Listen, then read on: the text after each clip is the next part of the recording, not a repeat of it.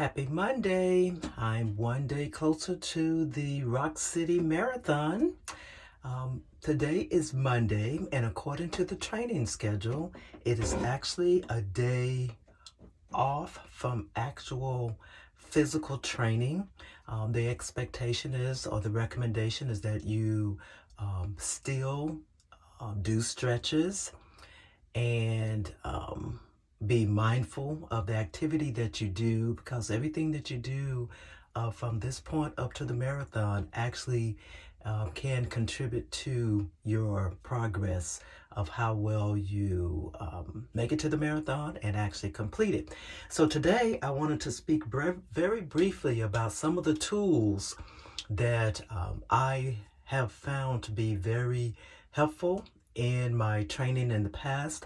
Although this is my first full 26.2 miles, which is a marathon, this is my full one. I am not new to actually doing races. So I decided to share today, very briefly, I want to keep this short and sweet, some of the tools that either through training or past experience I've learned that's been very helpful to me. So, as we know, I started off with getting my shoes, and I will re-emphasize that it's important that you get your training shoes as far in advance as possible. What you don't want to do is go out in a brand new pair of workout shoes to break them in during the actual event. So I've went through that. I posted that already. I ended up with a pair of shoes that it was a brand that I never thought that I would get, but I went to Fleet Feet, and based on their professional measuring and what your goals are and what's going on with your body at the time, which changes. So I would encourage people not necessarily to get stuck on one brand of shoe, but honor where your body is at that time and adjust accordingly. I ended up with, I hope I said correctly, the Hoka, the HOKA shoe, and I never thought I would wear that shoe. Every time I've seen people wearing it, I'm like, oh my God, those are so disgusting.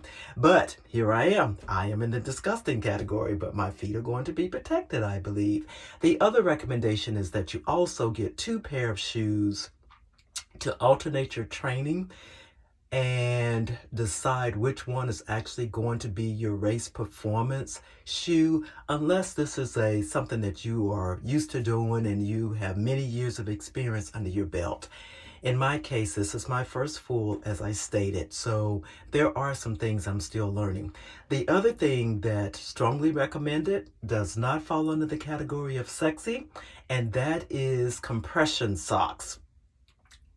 Compression socks serves a great purpose when you are actually in training. And I do recommend that on your long practice days that you wear your compression socks. I don't necessarily wear them on my short days, but I definitely am in the mindset of wearing them on my long training days. So compression socks is the other thing that a lot of people take for granted. There's another item, well, there's several items I'm going to go through with you. And I'm pretty much working up the body at this point. So I started with the feet. I've gone to the compression socks, which also goes up to your knees.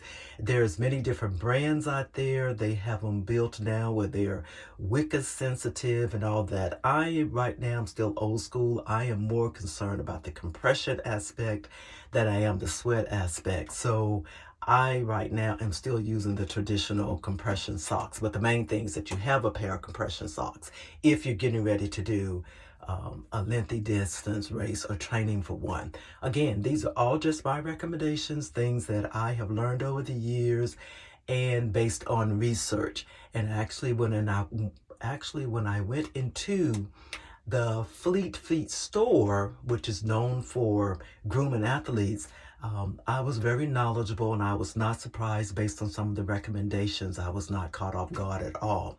So anyway, continually to go up the body. How do I describe this? There is a product out there. I don't have it because I don't exactly need it yet. If your thighs have a tendency to rub together, that's not good or bad. There are bodybuilders who have those nicely developed, juicy looking quadriceps. Their legs are nice and full, so they have a tendency when they are walking or running, more walking than running, that the inner thighs are rubbing together. Well, you can imagine when you're race walking or power walking or speed walking, that friction gets a little uncomfortable after a while. Now, although I am doing the race in December and it's supposed to be nippy in December, I still recommend that you go to the athletic store. There's this product, and again, I don't have it. I'll post it later. It looks like it's a deodorant. It's like a bar, looks like a deodorant, and you just rub it in between your thighs, and that helps with the friction action if you're going to be out there in shorts. I am actually 9 times out of 10, I am going to do the race and a long pair of my leggings because that's my comfort zone. But I'm new to this, so what I mean by new to this, I'm new to doing a marathon in the winter months. So as I go out and train, I will get a feel. I may change, but I think I'm going to do the actual race and leggings. So anyway, that's another little product. Like I say, I do not have it, but that is another product that I strongly recommend that you look into. You just go into any athletic store, you can see the brand they carry, and if you need to get it from another store, you can do that. But it helps with the friction because that's going to be a challenge. You don't want any more discomfort than necessary. I also have heard that people use vapor rub in that area. Got to be careful to not get it in the wrong holes. So again, just be mindful of that. Vaseline, possible, haven't gone that route, but that may be an option as well. So again, continue to work up the body, the little tricks of the trade. If you are that person that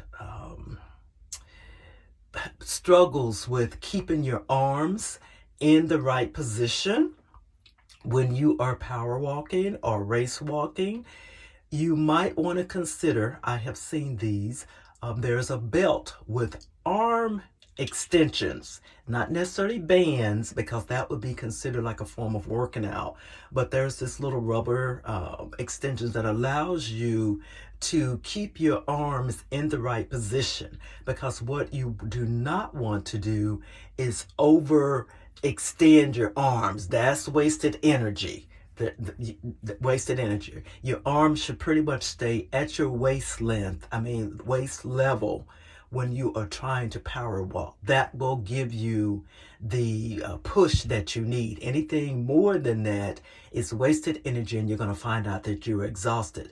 But you also do not want to have your hands hanging down lower level of your body and going that way either, because that is fighting your body. So this waist belt that I'm speaking of, that helps you to train to keep your hands up, is very important. Not saying I necessarily recommend it for race day, but if that's something that you've trained with and you're comfortable with, then by all means do what works well for you.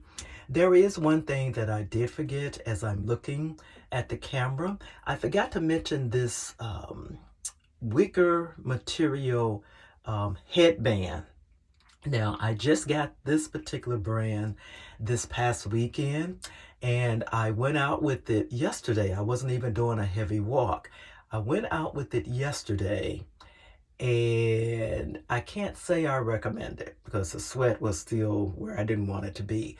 But the whole idea of wearing this is to stop the sweat from getting down in your eyes, especially if you're a person that wear products in your hair. If you're sweating and then the products start coming down, that's going to be a mess in your eyes, and you're going to be out before you're in. So I am going to continue to work with this headband. I don't normally wear headbands. Again, because the race is in the winter months, I'm not exactly sure what I'm going to have on my head, but it's definitely going to be something. I'm used to doing my races in hot climates, so I normally have a sun brim hat on. So I will figure it out as I get closer. All my situations have not been resolved at this point. I'm just now a week into my planning stage of the Rock City Marathon, which is December the 11th, 2021, here in Huntsville, Alabama. Nice little plug. But I don't make any money from this. But the more people that's out there, I think it will be great fun. So with that being said, continuing to move up the body, around the body, I like wearing arm sleeves. Arm sleeves are basically those long extended gloves that go up the arm, but there is no hand element to it. I like wearing the arm sleeves, one, just in case I'm having a flappy bicep tricep day, my arms. These help, just like with the socks, to keep them restricted and constricted. So that's one less thing for me to have to worry about. Normally I'm doing okay, but if I started getting sloppy with my arms, I don't have to worry about them rubbing and the friction. Again, I possibly will have on a long sleeve shirt during this race, but up until the training day, we'll probably have some nice warm days. So I really wear these all the time. They're arm sleeves. Now, when I was at the Fleet Feet store this past week getting my running fix my language, I do not run, my racing shoes, the salesperson actually dropped a little tip, and he told me that people are beginning to buy the compression socks, cutting off the foot part and using that as their arm sleeves because you get more compression. So I am seriously thinking about that. The compression socks cost about $60. But again, my attitude is always this: anything that I'm doing for my health and improving your circulation is a health aspect. I don't really get excited or overly concerned about the price. I'd rather pay the price for that than end up paying the price for a medical bill or treatment or meds later. So again, 9 times out of 10, I will get that. Anyway, so moving on. I'm skipping around because I just realized that I needed to introduce this little contraption.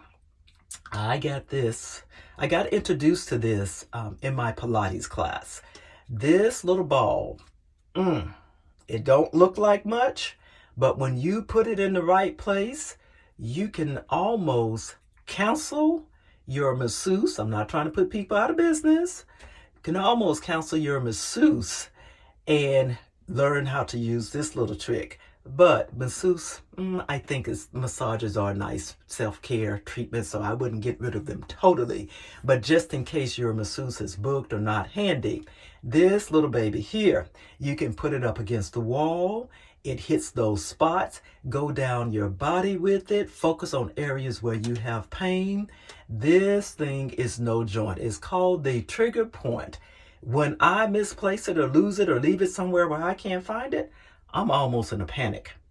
It actually works, and it's not very expensive. Even if it was, you're worth it.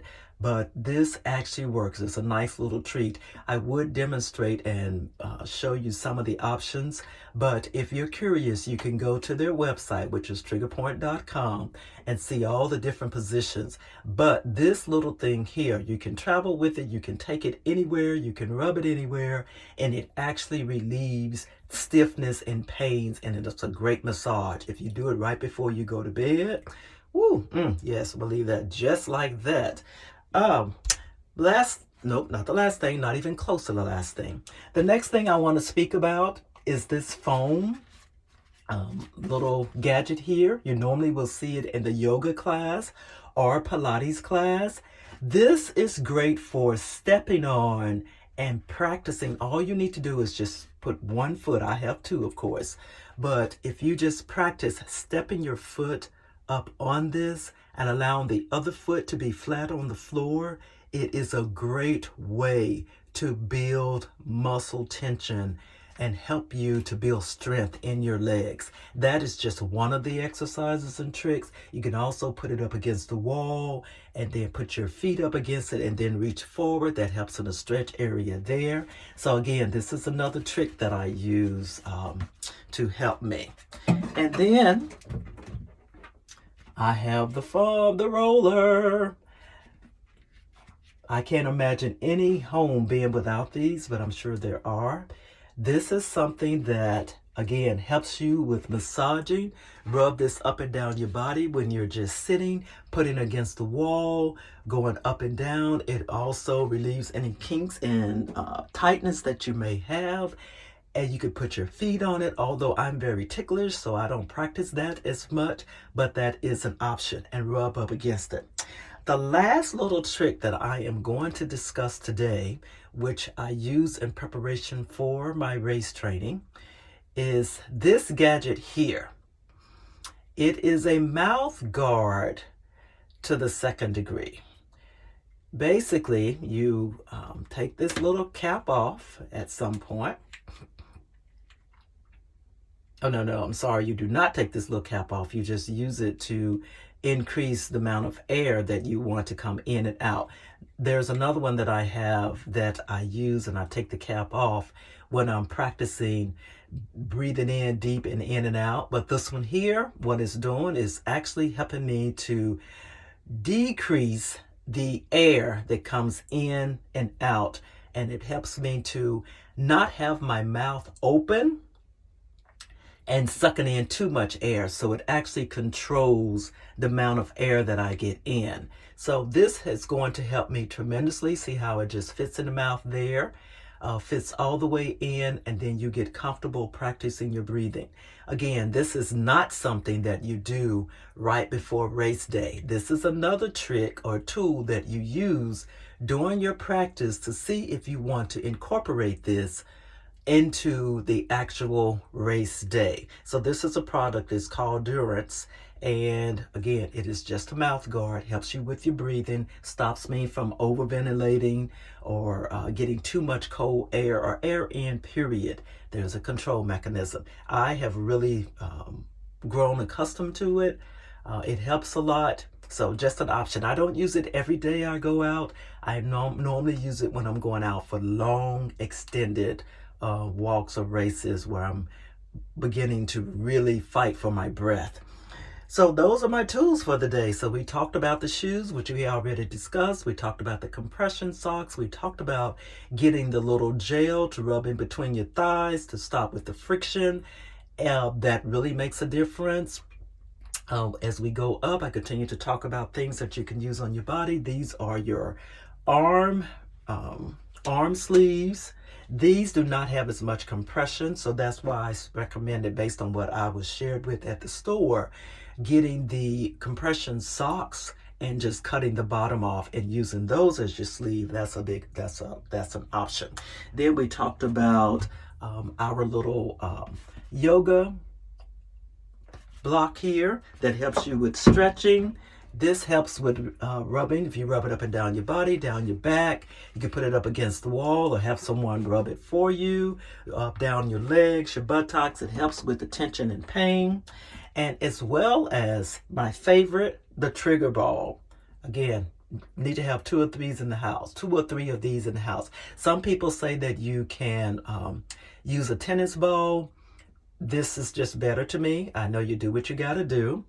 And talked about the headband, which again, I'm still challenged with whether this particular brand works for me or not. So I'll get back with you on that. And also the sun hat, which I did not speak of. Again, the race is in December, so I may not need a sun hat, but I'll need something on my head, and I'm continuing to research. And the last item was the mouth guard, which helps with the breathing, controlling of the breathing or the amount of air that you take in and out. So that is it for today. These are my little handy dandy gadgets that I have found that is helping me as I get closer to my first full marathon race day, and understand that I'm not really competing with anyone other than the clock. I found out last week that I needed to switch from power walking to race walking.